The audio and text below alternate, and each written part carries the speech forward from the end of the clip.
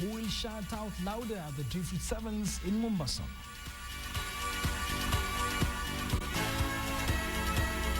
Club and national team coaches point for choice as age tournaments conclude in Mombasa, in Nairobi.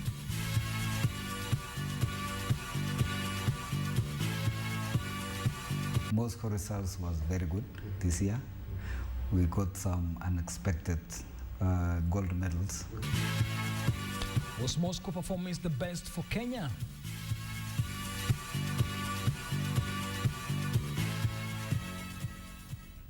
All right, welcome to KTN Sports Final. I am Nicholas Mudium, but first let's shift focus now to Mombasa, where the 7th edition, actually the 3rd round of the Safaricom 7 circuit is going on there. But now we're joined on phone by one of our own from the Kenya Rugby Union, Michael Kwambo, who will be giving us all the updates. Michael Kwambo, can you hear me? I can hear you loud and clear, Nick. Thank you very much, Michael Kwambo, for joining us on KTN Sports Funnel. We are aware the Drifted Sevens is actually going on in Mombasa after hiccups here and there from the union and, of course, some sponsors. So far, how is everything as far as planning and, of course, the overall part of the competition? Everything is going according to plan. The atmosphere is great. The numbers are growing. And, of course, the rugby is to die for. Now, something else, Mike, is that I'm very sure there was some hiccups around before the tournament started. Some had to cancel the flights and, of course, bus tickets to Mombasa. But give us a brief, maybe what happened between the agreement and then we had the decision overturned by the Kenya Rugby Union. Well, what happened is the spirit of rugby has prevailed. I'll not get much into the agreement because I believe that is being sorted at a higher level. But at the end of the day, the spirit of rugby has prevailed. The tournament is going on. Those issues will be addressed at another forum. All right. Something else is, Mike, we understand the weather in Mombasa is actually, it's actually inconsistent, raining, and of course some cold in need. Do you think this time around the weather might affect the games going on right now? I really don't think the weather will affect the games. I think as a rugby team, as a rugby player, you need to be suited to different kinds of conditions. I think it's all in the mind. It depends on how you approach the game. I don't think the weather will really be a factor. All right, we've had Dallas Sevens, we've had Kabeberi Sevens, now we're in Mombasa for Drifted Sevens. We've seen Homeboys, we've seen Strathmore actually doing well in the tournament. But today we've seen the first match where Homeboys lost against Nakura FC. Do you think also inconsistency or the level of competition is actually taking toll on the big names in this tournament? Well, the competition is tight, it's unpredictable, which is great, which is what we want in Rugby 7. We are also seeing upsets because, like, there's a team from Cabras. They've upset Nondis and they've upset Mwamba in their last game. It just shows you the competition is wide open. All right, Mike, I also have several questions for you concerning now the security part of it, organizational part, because right now everyone is concerned about how is Mombasa going on in the tournament. Of course, after being cancelled again, it is allowed to go on. Do you think all the organizers of these, in terms of sponsorships and of course, just breach of contract, do you think it will come to a place where now we'll see a very formal communication from both sides? Because I understand we had an issue whereby there was a contractual disagreement between KRU and of course the guys at Stakes and of course Mombasa FC. What do you think about in future? What do you think should be done to avoid such confusion? I think everything just needs to be done elaborately. We just need to firm up the stuff and we'll be good to go in the future. Now, yeah. Mike, I understand Queens, Mwamba, Strathmore, and of course Homeboys are the big guns who are making sure things do not go wrong on their side. What's your prediction after tomorrow? Because I'm very sure we have Mwamba, who of course are the top of the log standings right now. What do you think about the finish tomorrow?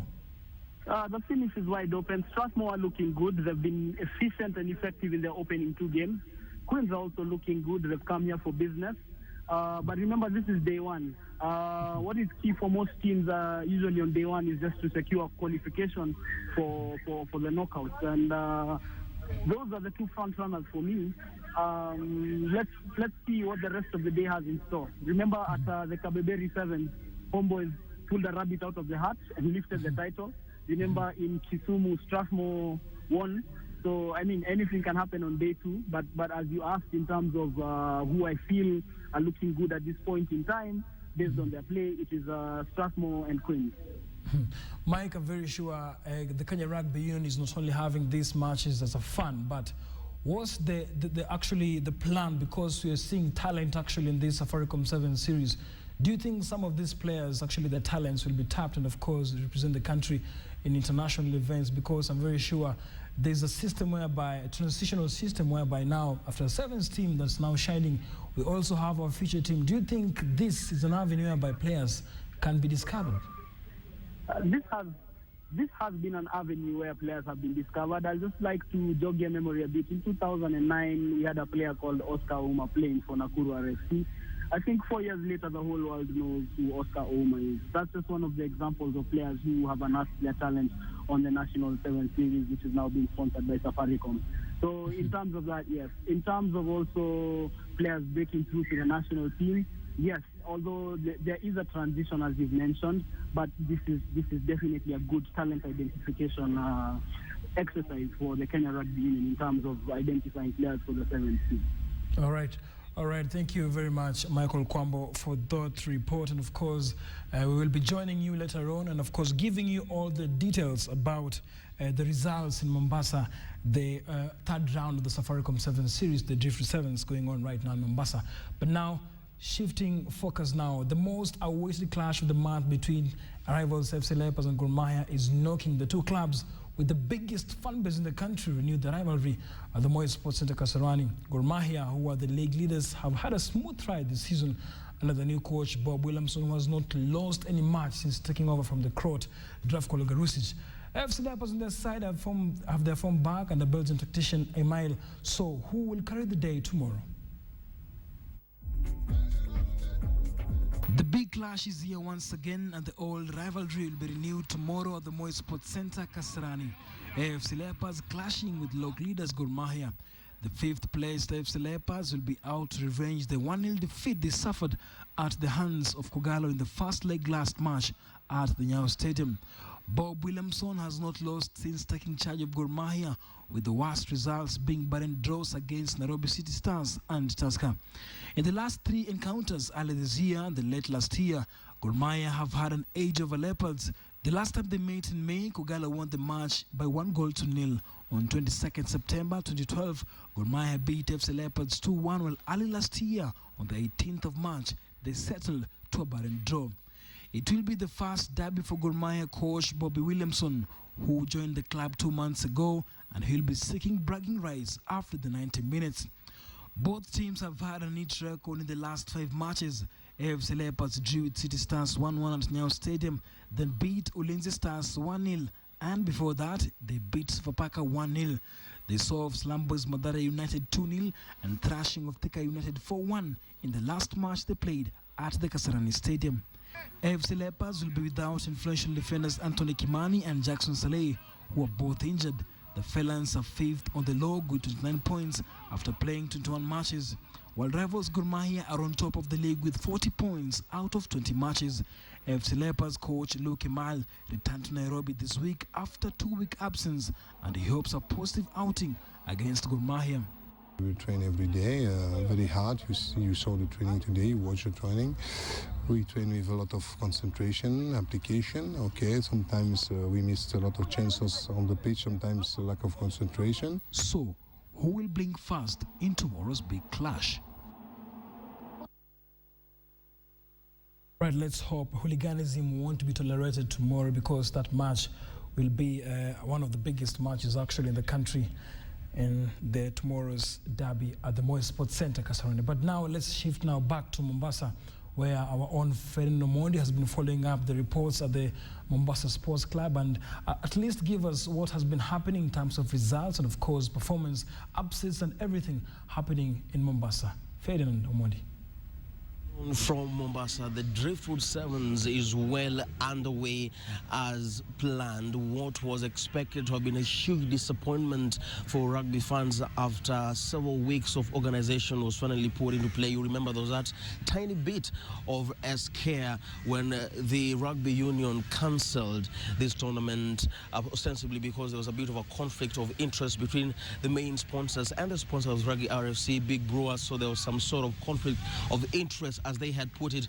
But after several consultations, there was a quick retreat and we had our Driftwood Sevens back on the main sponsor Safaricom. We're probably going to lose millions of shillings after massive investment, but that now is water under the bridge and now the matches are well and truly underway. So we do have 8 pools, 32 teams, 48 matches. That's group matches before we go on start with the main cup quarterfinals tomorrow. It's a 2-day tournament. So how has it been going so far? Well, the matches have well been going according to plan. There's only been one upset, and that is Nondi's losing 10-0 to Cabras in their Pool B match. Other matches have gone on as planned, but not exactly for Homeboys, who are the winners of Kabeberi, starting this off this tournament by losing 5-10 to Nakuru RFC. Other matches that have been played so far, we had Western Bulls walloping Mombasa 33-0, Mwamba losing 12-5 to Kisumu, and then Queens also making their statement of intent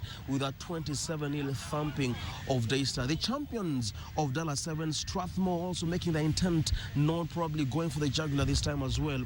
They're also walloping the Stormers 43-0. In our 22-5 winners over Blackbird, and in Pool D, KCB, who are the winners of the Driftwood Sevens champions last year, starting off well this time around 12-5 in the hope that they will also go ahead to win this tournament for the second year in a row. Now, going on behind me as we were doing this recording is the match pitting Homeboys versus Mombasa. They've gone back to the Pool A matches, and that's the latest from the pitches. We'll be expecting all the pool matches, if everything goes according to plan, to be played today. There have been 2 disappointments, 2 teams that did not show up. That means that the standby teams came in for them. I'm talking about UON Mombasa Campus coming in for AP Embakasi, who pulled out of the tournament, and also Shepherds of Mombasa coming in after Aviators RFC also pulling out of pocket. To the rugby officials here, and they're saying there's no new information so far. Everything is going according to plan, and KTN will be on hand to let you know exactly how it goes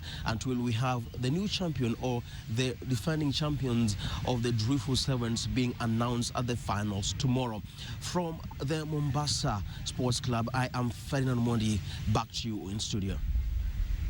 Thank you very much, Fedi, for that report. And as he has said, we'll be giving you the results as they come in here on KTN Sports Final. Now, we discussed something about Gor Mahia versus FC Leopards clashing tomorrow at the big derby of the Kenya Premier League.